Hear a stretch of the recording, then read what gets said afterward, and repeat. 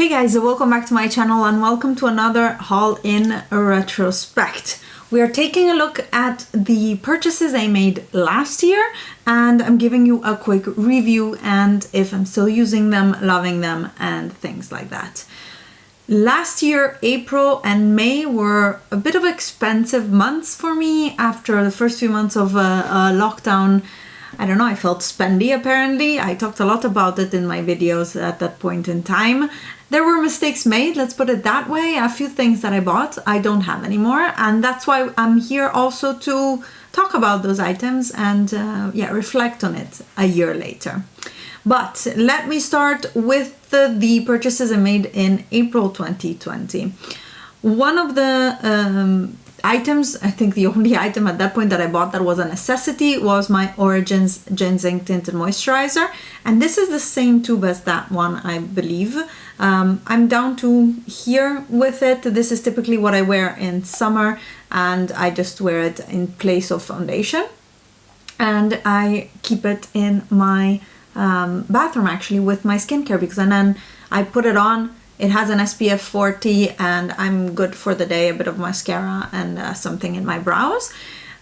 Love it, still using it. I was actually checking like, ooh, it's a year old, maybe I should change it. It has a 24-month period after opening, so it's still good for a year and I'm definitely gonna be finishing this soon, I believe. Let's see if this summer I'll use a lot of makeup, but I'm expecting to finish this quite soon. Another really big hit that I purchased last year that I love is my Nudestix matte blush in Sunkissed, and this is a beautiful just cream blush, but it also works as a one and done all over as a bronzer blush in one. It's beautiful in summer. I wore it a ton that last summer when I went to Italy by car on holiday and on my Italian road trip, and it's just, I don't know, beautiful terracotta cream blush, very typical me. I loved it. I still do. I like the formula also, so I was actually looking to buy something different, another color of those, but so far I haven't found anything that I would use a lot. I don't know why. There's a new one actually from the collaboration between Nudestix and Alana here on YouTube. It's called Picante and it's a really bright orange. I'd love to get my hands on it, but it looks like it's gonna be an exclusive to their website, which only ships to the UK and the US that I can see. Really annoying. I hope it gets to Cult Beauty at least or something like that. Another purchase that I made was a big order for the launch of the Cutie collection by Nabla. And you can see here I only have 2 palettes of the collection. There were 3 at the time and I had made a whole discussion about it actually. The fact that I bought all 3 palettes in the collection and more from a creator's point of view than a makeup user point of view. And indeed I ended up decluttering the 3rd one, the berry one, and it has a new home with a friend of mine, which I think is, I'm much happier about it, and I decluttered it quite soon. These other 2 palettes, the Platinum, I used a ton. It's a beautiful, quite unique color story in my collection, so I really like it and I used it quite a bit. What I've used less is the Metropolitan one, and I've talked about it at length every time I pull this out. This coral shade annoys me infinitely. Like it just no. It just throws me off and it makes me confused on what to use because it's the only mid-tone or lighter crease shade and this one is very dark, so I don't know how to use this palette on a, I don't know, daily basis, so I don't really do that much. It could warrant a declutter, but I don't know, I can't get myself to do that very much. I don't know. That is the topper shade, which I swatched horribly, but it is swatching horribly. I don't know why, but here it is. It has this like wet finish to it. Very pretty. I should use it more, but I just don't. I'm not super inspired by this color story, but some of these shades are just very beautiful and I really should use them more.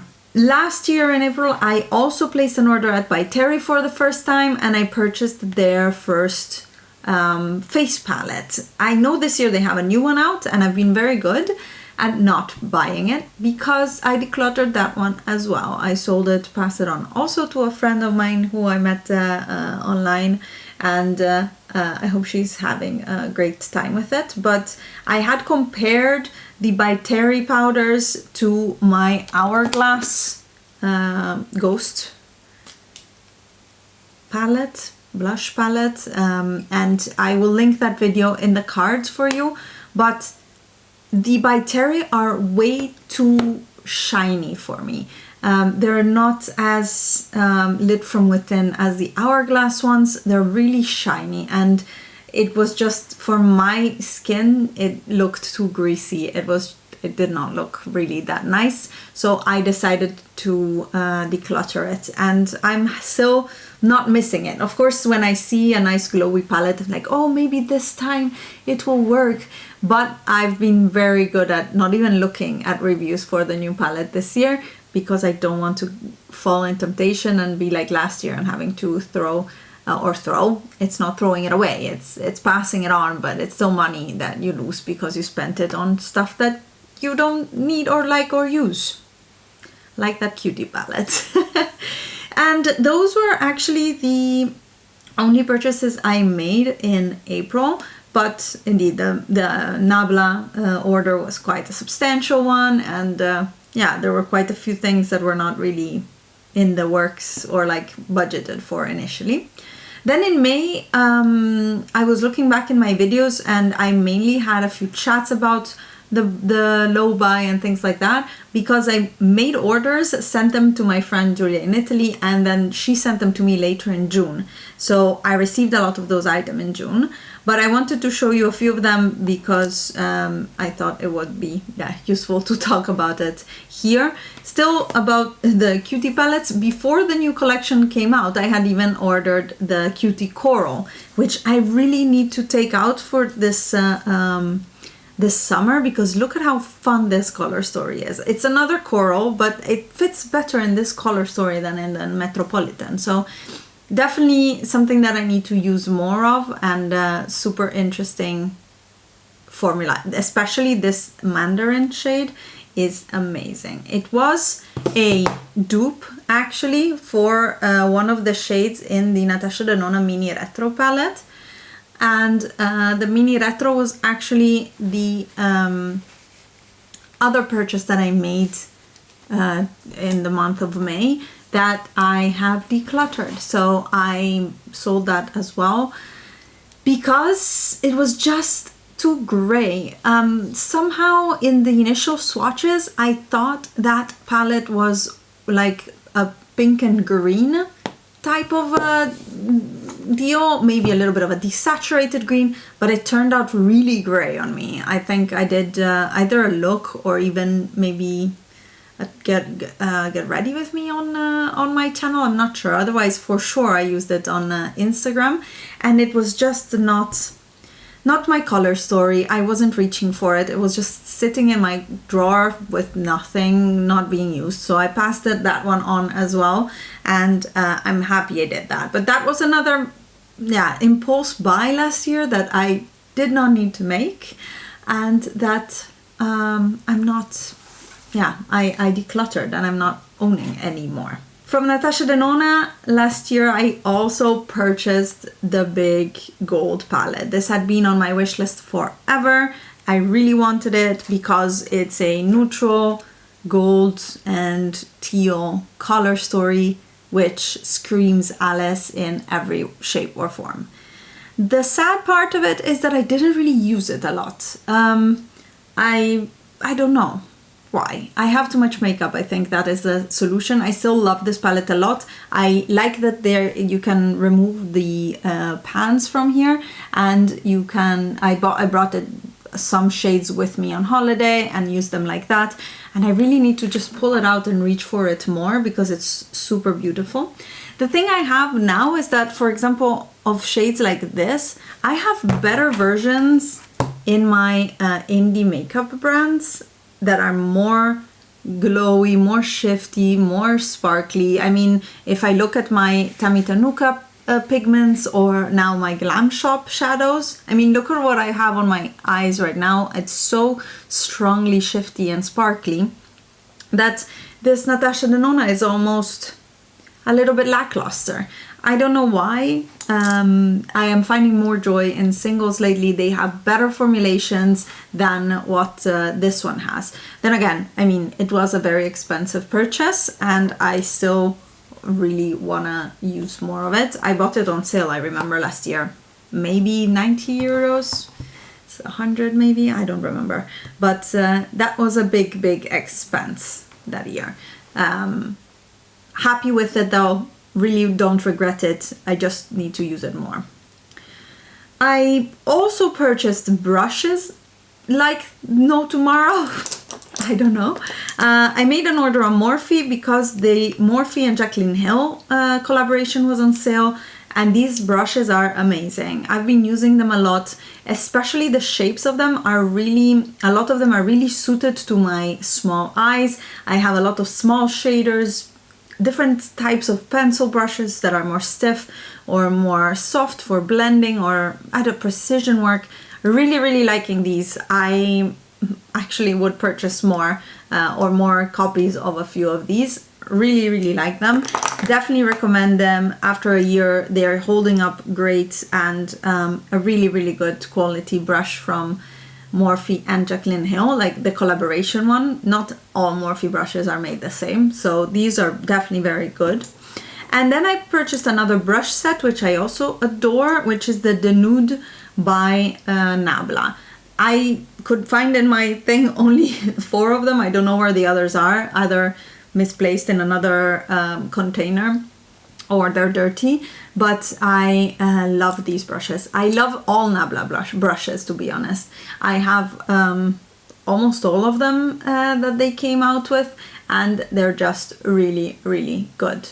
I really like them. They have the really good shapes, especially like this small blender. Big blenders I don't use as much. These packers are really nice because they're a bit smaller than the usual big one. I use this one for my inner corner a lot. Really love these brushes. Cannot recommend this set enough, and in general any Nabla face and eye brushes. Like, I have a ton of my favorites brushes are from Nabla. Really love them. But I went really ham with those last year with buying brushes.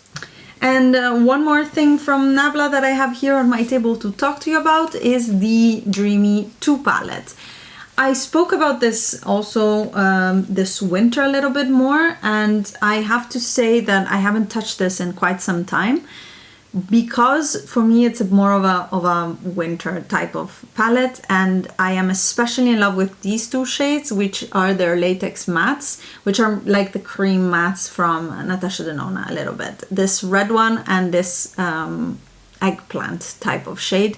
Absolutely gorgeous, blends really well. I really like both of them, and they're my favorite shadows in this palette. And if you like the color story, this is a very valid palette. I mean, you see how creamy these are. This was a bad swatch, but they're really creamy, intense in color. They blend well on the eyes. I really like it. The complaint that I have with this palette is these 2 purples.